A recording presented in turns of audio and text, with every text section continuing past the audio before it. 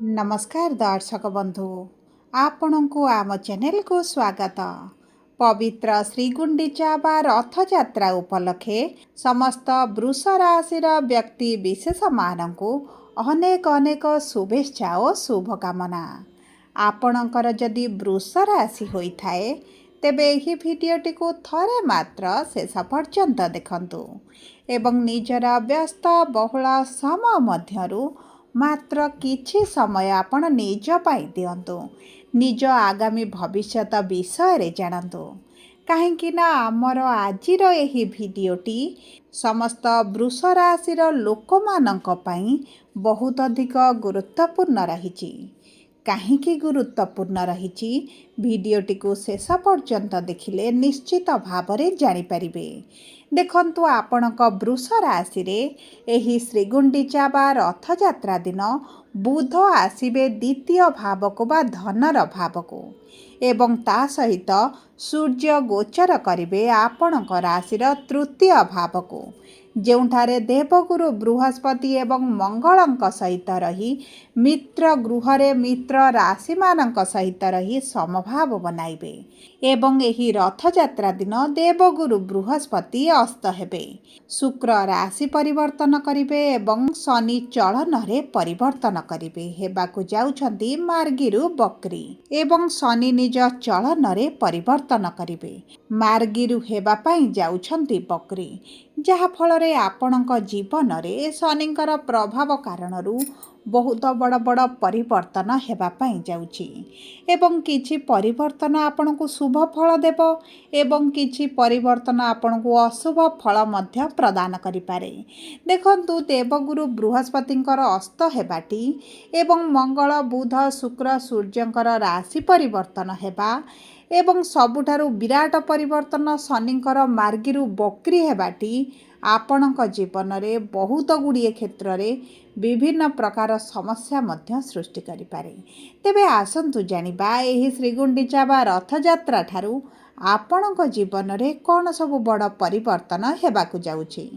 किंतु भिडियोटी आरंभ करिबा पूर्वरु जदि आपणकर भी वृष राशि होइथाए एवं आपण भी ईश्वर को आंतरिक भक्ति एवं विश्वास करती तेबे भिडियोटी को लाइक करंतु, कमेंट बॉक्स रे जय जगन्नाथ जय माँ लक्ष्मी अवश्य लिखि दियंतु। ता सहित आम सह जोगाजोग करिबा पई वीडियोर मध्य भाग रे एक व्हाट्सएप नंबर टी दिया जाइछि, जो नंबर साहाय्य रे आपण आम सह जोगाजोग करी निजर नूतन कुंडली प्रस्तुत करि परिबे, कुंडली विश्लेषण कराई परिबे किंबा आपणकर चाकरी विवाह व्यवसाय प्रेम संपर्क शिक्षा स्वास्थ्य संतान को नहीं किछि समस्या रही ताहार सहजरे एवं स्वल्प मूल्य समाधान करिपारिबे। सेथिपाई आपण आम सहित वीडियोर शेष पर्यंत जोड़ी होई रुहंतु एवं व्हाट्सएप नंबर माध्यम रे आम सह जोगाजोग करी खूब कम मूल्य रे आपणक समस्यार समाधान करंतु। एबे आसंतु कार्यक्रमटी को आग को बढ़ाइबा एवं जानिबा एही जुलाई मास 16 तारिख दिन बा एही रथयात्रा परठारु प्रमुख ग्रह मानकर परिवर्तन आपणक जीवन रे केउ केउ क्षेत्र रे बड़ परिवर्तन आनिब।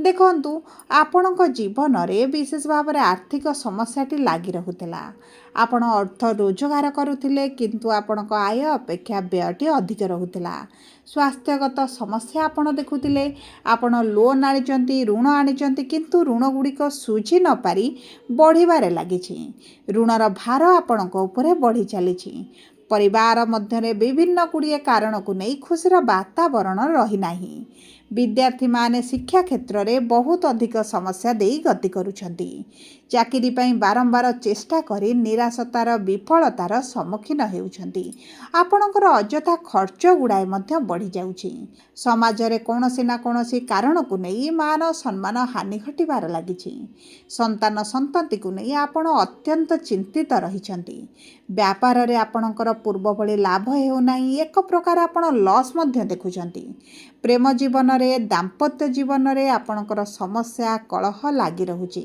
आपण मानसिक दुश्चिंता मध्य देई गति करुछंती, शरीर रे पीड़ा जंत्रणा मध्य अनुभव करुछंती। तेबे एही भली जहा भी समस्या आपणक जीवन रे चालुथिला ତା ଏହି ରଥଯାତ୍ରା ଶ୍ରୀଗୁଣ୍ଡିଚା ପରଠାରୁ ଦୂର ହେବା ପାଇଁ ଯାଉଛି। ଆପଣଙ୍କ ଜୀବନରେ ପୁଣି ଥରେ ଧୀରେ ଧୀରେ ଖୁସି ଫେରିବାକୁ ଯାଉଛି।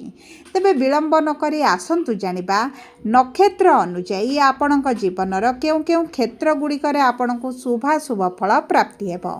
ସର୍ବପ୍ରଥମେ ଜାଣିବା କୃତ୍ତିକା ବୃଷ ରାଶି 3/2 ବୃଷ ରାଶିର ବ୍ୟକ୍ତି ବିଶେଷମାନଙ୍କର ନକ୍ଷତ୍ରାଧିପତି ହେଉଛନ୍ତି ସୂର୍ଯ୍ୟ ଏବଂ ସୂର୍ଯ୍ୟ ବିରାଜମାନ କରିଛନ୍ତି ତୃତୀୟ ଭାବରେ ପରାକ୍ରମର ଭାବରେ।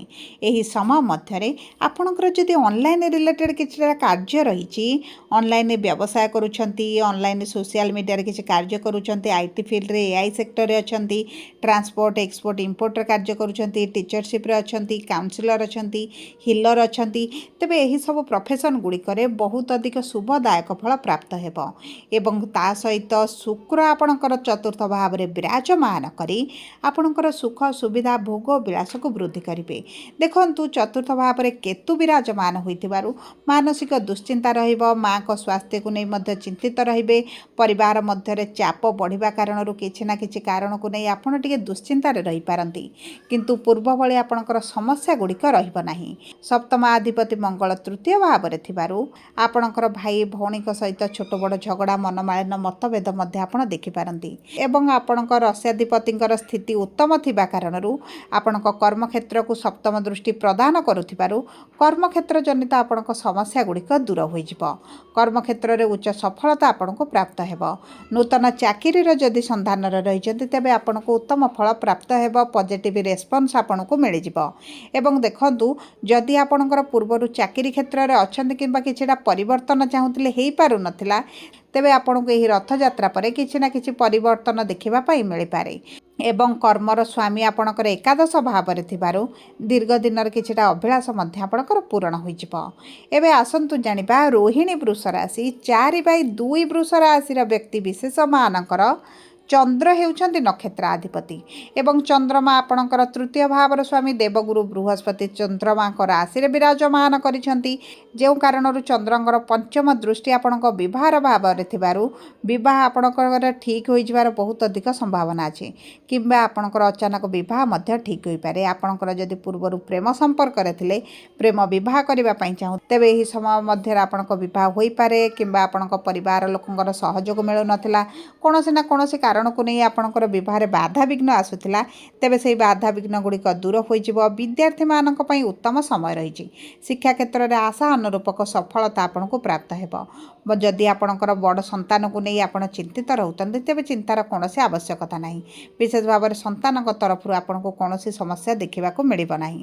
ଭାଗ୍ୟର ଭାବକୁ ଗୁରୁଙ୍କର ସପ୍ତମ ଦୃଷ୍ଟି ଥିବା କାରଣରୁ ଭାଗ୍ୟ ଆପଣଙ୍କର ବଳବାନ ରହିବ।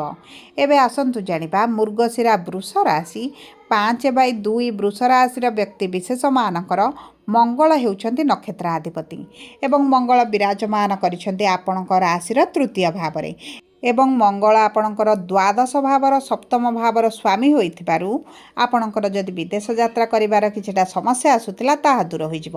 ଆପଣ ବିଦେଶ ଗ୍ରସ୍ତ କରିପାରନ୍ତି, ଦୂରଯାତ୍ରା କରିପାରନ୍ତି, ତୀର୍ଥଯାତ୍ରା ଧର୍ମଯାତ୍ରା କରିପାରନ୍ତି, ପରିବାର ଲୋକଙ୍କ ସହିତ କୌଣସି ସ୍ଥାନକୁ ଆପଣ ଯାତ୍ରା କରିପାରନ୍ତି।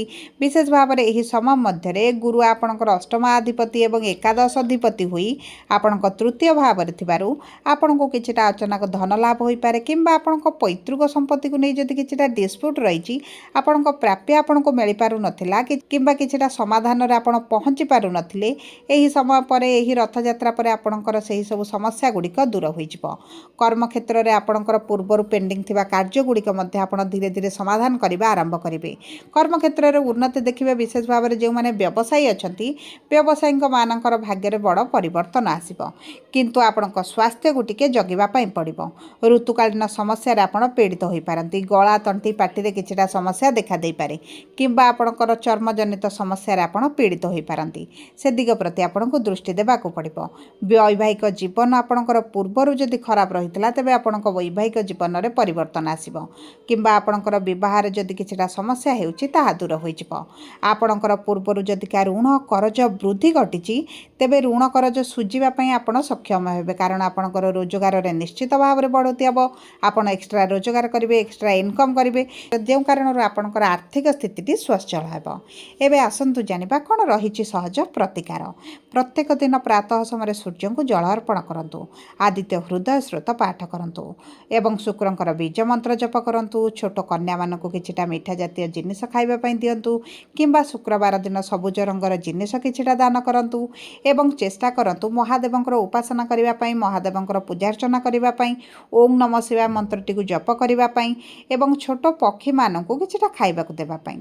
ଆପଣଙ୍କ ପାଇଁ ଅତ୍ୟନ୍ତ ଶୁଭଦାୟକ ରହିବ।